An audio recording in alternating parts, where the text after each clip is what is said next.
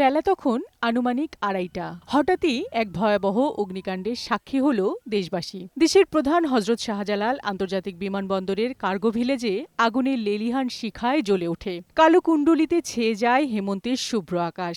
রাজধানীর বিভিন্ন সড়ক থেকে আগুনের এই ভয়াবহতা চোখে পড়ে। আগুন লাগার খবর পাওয়ার সাথে সাথে ফায়ার সার্ভিসের ৯টি ইউনিট কাজ শুরু করে। পরে আগুনের ভয়াবহতা আরও বেড়ে যায়। বর্তমানে ১৩টি স্টেশনের ৩৭টি ইউনিট আগুন নিয়ন্ত্রণে কাজ করছে। এছাড়াও আগুন নিয়ন্ত্রণে যোগ দিয়েছে সেনাবাহিনী, নৌবাহিনী, সিভিল এভিয়েশন এবং বিজিবির ২টি প্লাটুন। আগুনের শিখায় ফায়ার সার্ভিসের বেশ কিছু সদস্য আহত হয়েছে। তাদের সিএমএইচে ভর্তি করা হয়েছে।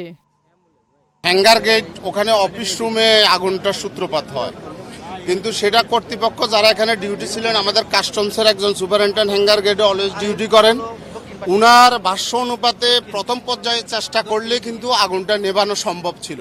কুরিয়ার ইউনিট থেকে আগুনটা উৎপত্তি হয়েছে।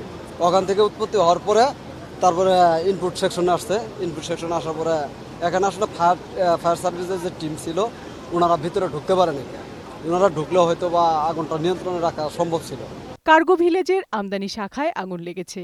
প্রাথমিকভাবে আগুন লাগার কারণ ও ক্ষয়ক্ষতির পরিমাণ জানা যায়নি। তবে ধারণা করা হচ্ছে, কার্গো ভিলেজে আমদানি করা রাসায়নিক গুদাম রয়েছে, সেখান থেকে আগুন লাগতে পারে। প্রায় ৪.৫ ঘণ্টার প্রচেষ্টাতেও আগুন এখনও নিয়ন্ত্রণে আসেনি। এখনও উঠছে কালো ধোঁয়ার কুণ্ডলী। আগুন লাগার খবর পেয়ে বিমানবন্দরে এসে ভিড় করেছে আমদানিকারকরা।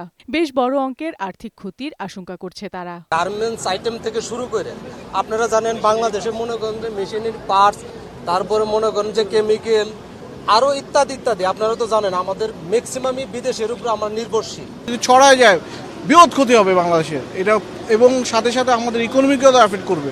আমাদের অনেক ক্ষতি হয়ে গেছে, ঠিক আছে। এখানে যে আমাদের যে বিল্ডিংটা ভবিষ্যতে থাকবে কিনা এটাও সন্দেহ। এদিকে আগুনের ভয়াবহতায় ফ্লাইট চলাচল স্থগিত করা হয়েছে। নিরাপত্তার কারণে ঢাকাগামী কয়েকটি ফ্লাইট বিকল্প রুটে পাঠানো হয়েছে। এরই মধ্যে চট্টগ্রাম ও কলকাতায় একাধিক ফ্লাইট অবতরণ করেছে। বিউটি সমাদ্দার, বৈশাখী সংবাদ, ঢাকা।